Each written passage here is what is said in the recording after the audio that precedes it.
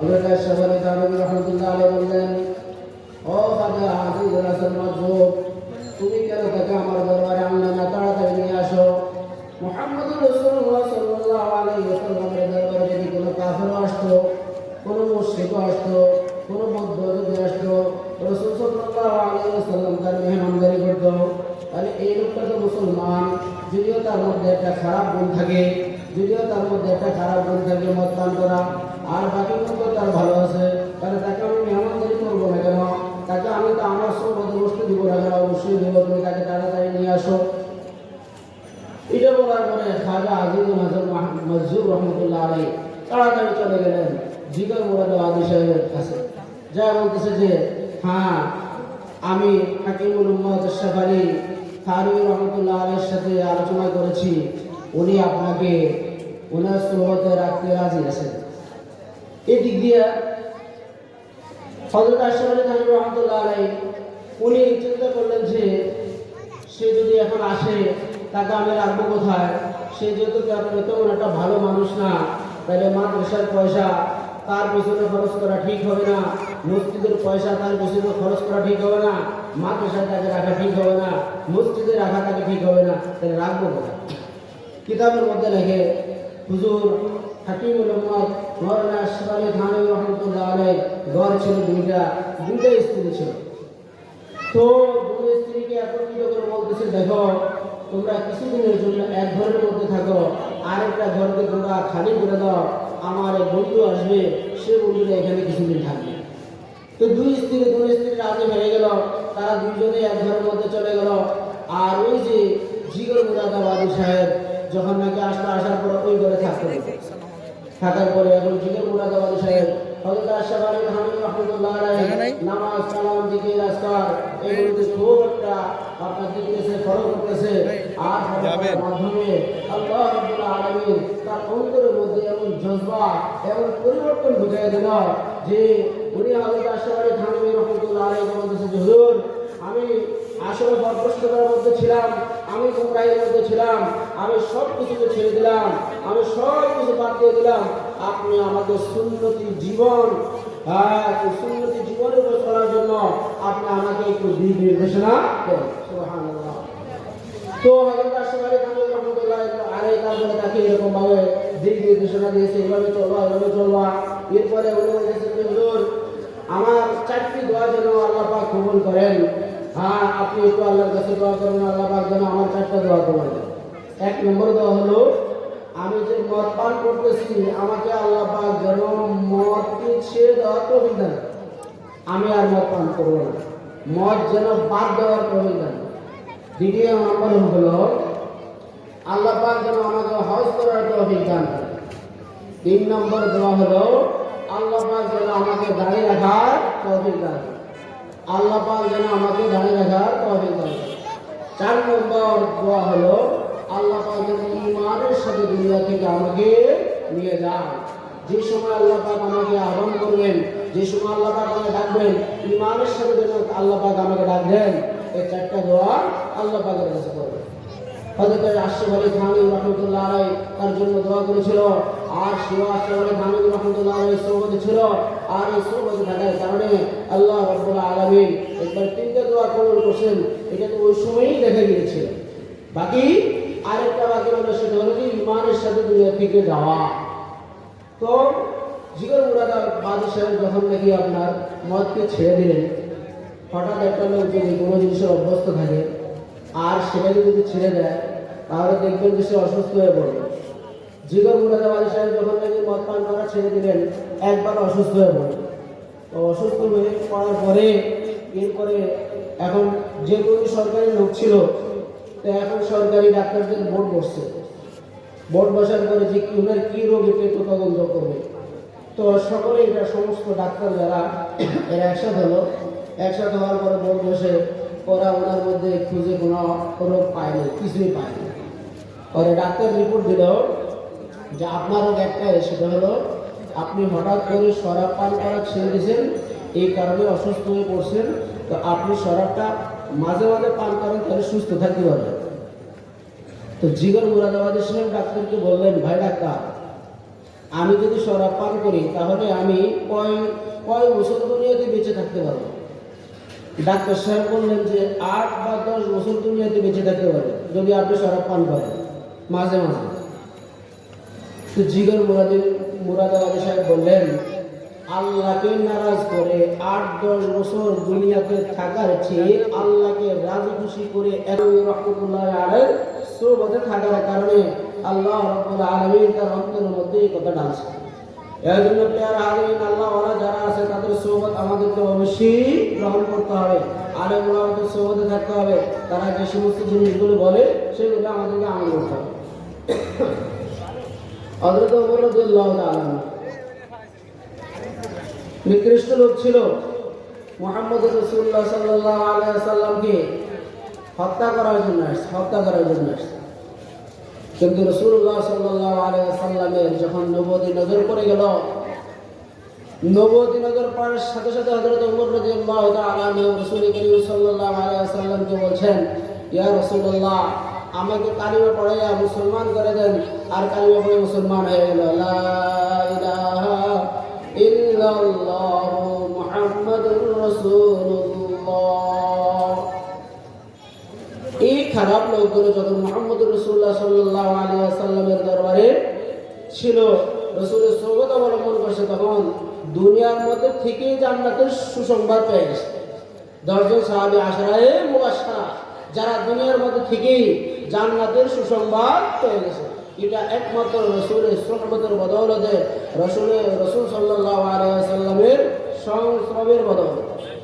মান কানা লিল্লাহ কানা আল্লাহু লাহ, যে আল্লাহর জন্য হয়ে যাবে আল্লাহ তার জন্য হয়ে যাবে, যে আল্লাহর জন্য হবে আল্লাহ তার জন্য হয়ে যাবে, যে আল্লাহর কথা শুনবে तमाम মাখলুকাত তার কথা শুনবে, যে আল্লাহর ইবাদত করবে আল্লাহর গোলামি করবে तमाम মাখলুকাত তার গোলামি করবে।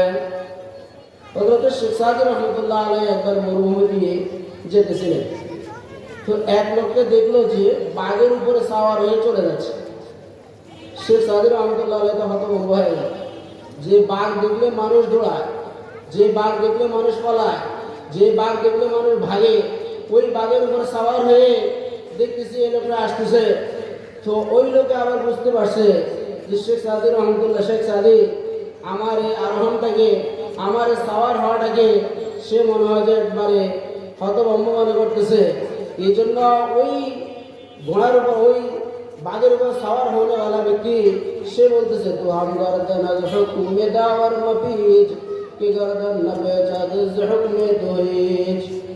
আল্লাহ আকবার। ওই ব্যক্তি বলতেছে, হে শেখ সাদি, তুমি আল্লাহর হুকুম থেকে গর্দানকে ফিরিও না, তুমি আল্লাহর হুকুম থেকে, আল্লাহর ইতাআতের থেকে তোমার ঘাড়কে ফিরিও না, তাহলে তোমার ইতাআতের থেকে, তোমার আনুগত্য থেকে দুনিয়ার কোনো জিনিস ঘাড়কে ফিরে না।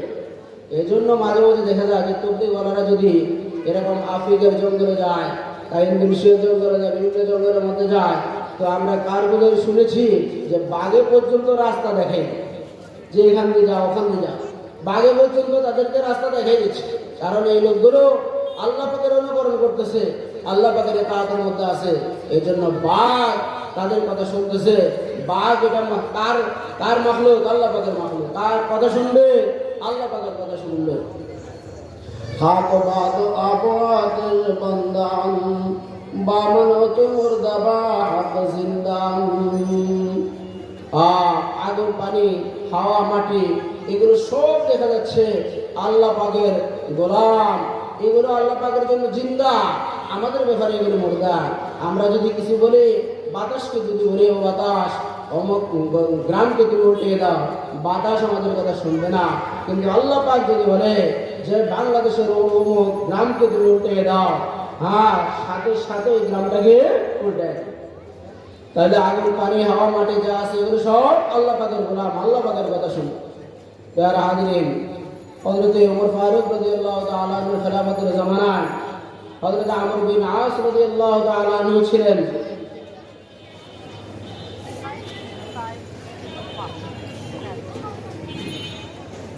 হযরত আমর বিন আস রাদিয়াল্লাহু তাআলা আনহু মিশরের গভর্নর ছিলেন, মিশরের গভর্নর ছিলেন।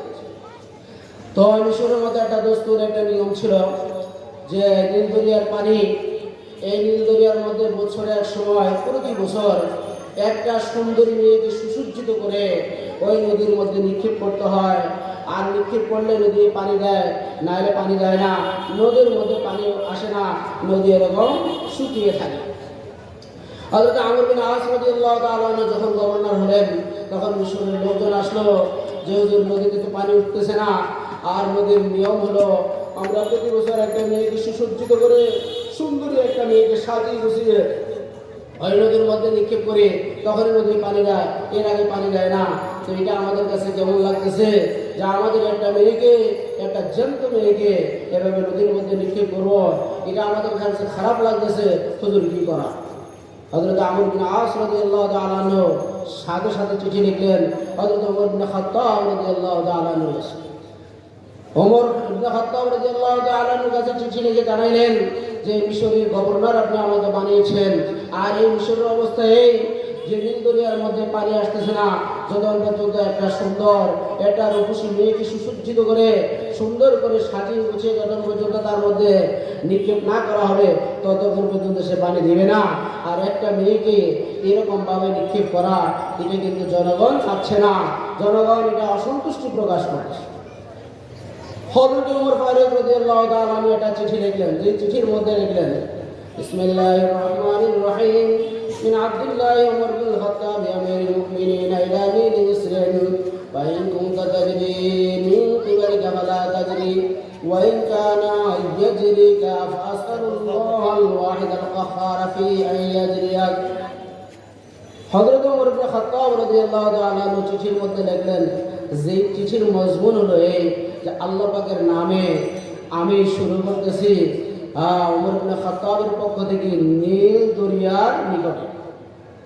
নীল দরিয়াকে বলতেছে, ওই নীল দরিয়া তুমি যদি এমনি এমনি পানি দিয়ে থাকো, এমনি যদি তোমার থেকে পানি প্রবাহিত হয়, তাহলে তোমার পানির কোনো প্রয়োজন নাই, এইরকম পানি আমাদের কোনো প্রয়োজন নাই। আর যদি আল্লাহর হুকুমে তুমি যদি পানি দিয়ে থাকো, আল্লাহর হুকুমে যদি পানি প্রবাহিত করো, তুমি আল্লাহর কাছে আমি বলতেছি, তাহলে তুমি অবশ্যই পানিকে দিয়ে দাও। আর এই চিঠি যখন নাকি মিশরের মধ্যে পৌঁছলো, হযরত আমর বিন আস রাদিয়াল্লাহু তাআলা আনহু নীল দরিয়াতে ওই চিঠিটা ফালানের সাথে সাথেই একবারে নদীর পানিতে ভরপুর হয়। হযরত ওমর রাদিয়াল্লাহু তাআলা একটা চিঠি দিলেন। এই চিঠির কারণে দেখা যাচ্ছে যে ওই নীল দরিয়ার যে দস্তুর ছিল একটা মেয়েকে সুসজ্জিত করে তার মধ্যে নিক্ষেপ করলে সে দেখা যাচ্ছে পানি দেয়, না হলে এর আগ পর্যন্ত পানি দিত না। কিন্তু হযরত ওমর রাদিয়াল্লাহু তাআলা আনহুর চিঠির কারণে আর সে পানি দিচ্ছে, তাহলে ওই নদী পর্যন্ত হযরত ওমর রাদিয়াল্লাহু তাআলা আনহুর কথা শুনতে বাধ্য। কখন? যখন হযরত ওমর ইবনে খাত্তাব রাদিয়াল্লাহু তাআলা আনহু মুহাম্মদুর রাসূলুল্লাহ সাল্লাল্লাহু আলাইহি ওয়াসাল্লামের সোহবত থেকে আসল মানুষে পরিণত হয়েছেন, এই জন্য নদী পর্যন্ত কথা শুনতে বাধ্য। जिंदगी मकसूद बारे बंदगी बंदगी कुन बंदगी जिंदगी में बंदगी शर्मिंदगी से चुनी बद जिंदगी में मुर्दगी। प्यारा हाज़रीन, আল্লাহ রাব্বুল আলামিন আমাদেরকে দুনিয়ার মধ্যে প্রেরণ করেন আল্লাহ পাকের ইবাদত করার জন্য, বندگی করার জন্য, আল্লাহ পাককে মানার জন্য, আল্লাহ পাকের বندگی করার জন্য।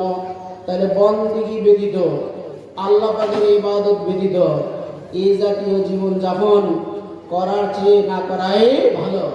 যে চলে জিন্দগি বেমুর্দিগি, আল্লাহ পাকের বন্দগি ছাড়া জিন্দগি যাপন করা, এটা এরকম খারাপ জিন্দগি যাপন করা থেকে না বেঁচে থাকাই কি ভালো। এজন্য আল্লাহর ইবাদত করতে হবে। বন্দগি আজমা আমত কিয়ামত রাহি। আল্লাহ পাকের ইবাদত যখন বন্ধ হয়ে যাবে, আল্লাহ পাকের ইতাআত যখন বন্ধ হয়ে যাবে, ওই সময় কিয়ামত চলে আসবে। মুহাম্মদুর রাসূলুল্লাহ সাল্লাল্লাহু আলাইহি ওয়াসাল্লাম বলেন, লা তাকুমু সাআতা ইয়াকুলু ফিল আরদি আল্লাহ আল্লাহ। কিয়ামত ওই সময় পর্যন্ত কায়েম হবে না যতক্ষণ পর্যন্ত দুনিয়ার মধ্যে একজন লোক আল্লাহ আল্লাহ বলনেওয়ালা থাকে। তাহলে ওই লোকটার দাম কত বেশি, ওই লোকটার মূল্য কত বেশি। এই জন্য প্যারা হাজিরিন ওলামায়ে কেরামের মজলিসে এসে অবশ্যই আমরা কি করব? তাদের সোহবত অবলম্বন করব। তাদের সোহবত অবলম্বন করলেই আমরা দামি হব। লিমাদা ওয়াসানা রাসূল বিইত্তিখাযির রুফাকাতিস সালিহা। এখন একটা প্রশ্ন, যে আল্লাহ রাসূল সাল্লাল্লাহু আলাইহি সাল্লাম আমাদেরকে ভালো সাথী অবলম্বন করার জন্য, ভালো বন্ধু অবলম্বন করার জন্য, নেককার বন্ধু অবলম্বন করার জন্য, সালেহ বন্ধু অবলম্বন করার জন্য কেন বলছেন? তো উত্তর হলো ওয়াসসুহবাতু সালিহা হিয়া খায়রুল মুঈনিন আলাল ইস্তিকামাতি ওয়াল ইলতিজাম। ভালো সাথী যদি হয়, ভালো সঙ্গী যদি হয়, এই ভালো সঙ্গী হলো উত্তম সহযোগী হবে আপনার জন্য, উত্তম সাহায্যকারী হবে দ্বীনের উপর অটল থাকার জন্য। আর আল্লাহ পাকের ইবাদতগুলোকে মজবুত করে ধরার জন্য এটা উত্তম সহযোগী হবে ভালো সাথী যদি হয়। তার কারণ আপনার যদি একজন আল্লাহওয়ালা বন্ধু থাকে, তাহলে সে সবসময় আপনাকে বলবে, ভাই নামাজ পড়ো, ভাই রোজা রাখো, ভাই তেলাওয়াত কোরআন করো, তাবলীগে যাও, ওয়াজ মাহফিলে যাও, নেকের কথা শুনো, খারাপ কাজ থেকে খারাপ কাজগুলো পরিহার করো, এইগুলো আপনাকে বলতে থাকে। তাই যদি ভালো বন্ধু, ভালো লোকদের সহবাদে যদি থাকেন, তাহলে দেখা যাচ্ছে যে আল্লাহ রাব্বুল আলামিনের ইতাআতের উপর অটল থাকতে পারবেন, আল্লাহ পাকের ইবাদত করার উপর অটল থাকতে পারবেন। আর কি ওয়া খায়রু সাবিলিন লিদাওয়ামিত তাযকির বিআওয়ামিরিল্লাহি ওয়া নাওয়াহিহি ওয়ার রগবাতি ফি তাআহ। ভালো সহবত যদি হয়, এই ভালো সহবত উত্তম রাস্তা দেখাইবে, উত্তম রাস্তা দেখাইবে আল্লাহ পাকের আদেশগুলিকে স্মরণ করার জন্য, আল্লাহ পাকের নিষেধগুলিকে স্মরণ করার জন্য। যখনই আপনি কোনো খারাপ কাজ করবেন, তো আপনার ভালো বন্ধু আপনাকে বলে দেবে, এটা আল্লাহ পাকের নিষেধ, তুমি করো না। বা ভালো কাজ যখন করতে চাইবেন, তখন বলবে এটা করো, এটা আল্লাহ পাকের এখানে হুকুম আছে, তুমি এটা করতে থাকো। খারাপ কাজ থেকে আপনাকে বিরত রাখবে, ভালো কাজ থেকে সে আমল করবে। এর জন্য ভালো সাথে ধরতে হবে। আল্লাহু আকবার। ইমাম মালিক রাহমাতুল্লাহি আলাইহি, ইমাম মালিক রাহমাতুল্লাহি আলাইহি বলেন, ওনাকে কোনো একজন ব্যক্তি প্রশ্ন করলো, হুজুর কুল্লি আলা আমালিন ইউদখিলুনি জান্নাহ ইউদখিলুনি আল জান্নাহ। ইমাম মালিক রাহমাতুল্লাহি আলাইহি কোনো একজন ব্যক্তি বলল, হুজুর আপনি আমাকে এমন একটি আমল বলে দিন, আপনি আমাকে এমন একটি আমল বাতলিয়ে দিন, আপনি আমাকে এমন একটি আমল বলে দিন, ইউদখিলুনি আল জান্নাহ, যে আমলটা আমাকে জান্নাতে দাখিল করাইবে, যে আমলটা করলে আমি জান্নাতে যাইতে পারবো, যে আমলটা আমাকে জান্নাতের মধ্যে প্রবেশ করাইবে। ফারাদ্দা মালিকুন ওয়াকাল লাহু ইয়া রাজুলু আলাইকা বিহুব্বিস সালিহিন। ইমাম মালিক রাহমাতুল্লাহ আলাইহি তাকে জবাব দিলেন যে, হে ব্যক্তি, আলাইকা বিহুব্বিস সালিহিন, তুমি নেককারদেরকে মহব্বত করা, এটাকে লাজিম করে ধরো। তুমি আল্লাহ ওয়ালাদেরকে মহব্বত করা মজবুত করে ধরো, আল্লাহ ওয়ালাদেরকে ভালোবাসো, আল্লাহ ওয়ালাদেরকে মহব্বত করো। উহিব্বুস সালিহিনা ওয়া লাস্তু মিনহুম লাআল্লাল্লাহ ইয়ারযুকুনি সালাহা। উহিব্বুস সালিহিনা ওয়া লাস্তু মিনহুম লাআল্লাল্লাহ ইয়ারযুকুনি সালাহা। আমি নেককারদেরকে মহব্বত করি, যদি আমি নেককারদের থেকে নয়, লাআল্লাল্লাহ ইয়ারযুকুনি সালাহা, সম্ভবত আল্লাহ রাব্বুল আলামিন আমাকে নেককার বানিয়ে দিবেন, নেককার হওয়ার আল্লাহ পাক আমাকে তৌফিক দিবেন। সোহবত সালেহ তোরা সালেহ কুনাল, সোহবত সালেহ তোরা সালেহ কুনাল। ভালো লোকের সংস্রবে থাকলে ভালো হতে পারবে, খারাপ লোকদের সংস্রবে থাকলে খারাপ হয়ে যাবে। এই জন্য আমাদের দেশে একটা কথা আছে যে সৎ সঙ্গে সর্বনাশ, নাকি? আর অসৎ সঙ্গে সর্বনাশ। আপনার জীবনটা নষ্ট হয়ে যাবে, খারাপ লোকদের সংস্রবে থাকলে জীবন আপনার নষ্ট হয়ে যাবে। কখনো আপনি দেখা যাচ্ছে ভালো হতে পারবেন। আল্লামা ইবনে কাইয়্যিম রাহমাতুল্লাহি আলাইহি বলেন, আল্লাহু সালিহ খায়রুল লাকা মিন নাফসিক, আল্লাহু সালিহ খায়রুল লাকা মিন নাফসিক। যে ভালো বন্ধু এটা তোমার জন্য উত্তম, তোমার নফস থেকেও উত্তম। তোমার যে নফস আছে, এই নফস থেকেও ভালো বন্ধুটা তোমার জন্য কি হবে? উত্তম হবে। লিআন্নান নাফসা আমারাতুন বিসু, কেননা নফস যেটা আছে এটা খারাপের দিকে আহ্বান করে, খারাপ কাজ করার জন্য বলে। ওয়ালাহু সালিহু লা ইয়ামুরু ইল্লা বিল খায়র, আর ভালো বন্ধু যে আছে সে সর্বদাই ভালো কাজ করার জন্যই বলে। তাহলে ভালো কাজ করলে তুমি জান্নাতে যেতে পারবে, খারাপ কাজ করলে তুমি জাহান্নামে যাবে। তোমার নফস তোমাকে জাহান্নামের দিকে আহ্বান করতেছে, আর ভালো বন্ধু তোমাকে আহ্বান করতেছে জান্নাতের দিকে, ভালো কাজের দিকে। অতএব ভালো বন্ধুই তোমার জন্য তোমার নফস থেকে, আত্মা থেকেও ভালো হবে। ইমাম শাফি রাহমাতুল্লাহ আলাইহি বলেন, ইন্না আলাল জান্নাতি ইয়াদখুলুনা আল জান্নাতা ওয়া লাম ইয়াজিদু আসহাবাহু আল্লাযী কানু মা'হুম আলা খায়রিন ফিদ দুনিয়া।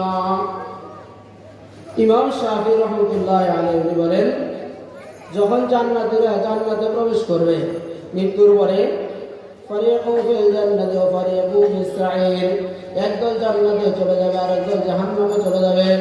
জান্নাতীরা যখন জান্নাতে ঢুকে পড়বে, জান্নাতীরা যখন জান্নাতে চলে যাবে, ওয়ালাম ইয়াজিদু আসহাবাহু, আর তারা জান্নাতের মধ্যে তাদের দুনিয়ার ওই সমস্ত লোকদেরকে, ওই সমস্ত বন্ধুদেরকে পাবে না যাদের সাথে তারা দুনিয়ার মধ্যে কল্যাণের কাজ করেছিল, ভালো কাজ করেছিল, যাদের সাথে একসাথে মসজিদে গিয়েছিল, যাদের সাথে কোরআন শরীফ তেলাওয়াত করছিল, যাদের সাথে বসে দিনে মাহফিলের কথাবার্তা শুনেছিল, এই সমস্ত বন্ধুদেরকে যখন পাবে না, তখন তারা বলবে, ফাইন্নাহুম ইয়াসআলুনা আন রাব্বিল ইজ্জা ওয়া ইয়াকুলুনা ইয়া রাব্বি, তারা বলবে, হে আল্লাহ, লানা ইখওয়ানুন কানু ইসাল্লুনা মা'না, হে আল্লাহ, আমাদের এমন কিছু বন্ধু যাদের সাথে আমরা নামাজ পড়তাম, হ্যাঁ, যাদের সাথে আমরা রোজা রাখতাম, তাদেরকে তো আমরা এখন দেখতে পাচ্ছি না, এরা কোথায়? তো আল্লাহ রাব্বুল আলামিন বলবেন যে, দেখো, তারা আছে, তাদেরকে তোমরা দেখতে পাবে। কিন্তু ওই লোকগুলো বলবে যে, আল্লাহ, আমাদেরকে আপনি জান্নাতের ফয়সালা করেছেন, আল্লাহ, তাদেরকেও, আমাদের ওই সমস্ত বন্ধু যারা আমাদের সাথে দুনিয়াতে নেক কাজ করেছে, ওই সমস্ত বন্ধুদেরকে আল্লাহ আমাদের সাথে জান্নাত দিয়ে দেন। আল্লাহ রাব্বুল আলামিন এমন হতে পারে এদের দোয়াকে কবুল করে ওই সমস্ত সাথীদের সুপারিশের কারণে দুনিয়ার এই সাথীগুলিকে আল্লাহ পাক তাদের সাথে জান্নাত দিয়ে দেবেন। বলে সুবহানাল্লাহ। এই জন্য প্রিয় হাজিরিন, নেককার লোকদের সাথে থাকতে চেষ্টা করব, ভালো সম্পর্ক অবলম্বন করার চেষ্টা করব। আজকে এখানে যে মাহফিল, সেই মাহফিল থেকে মাহফিল একবার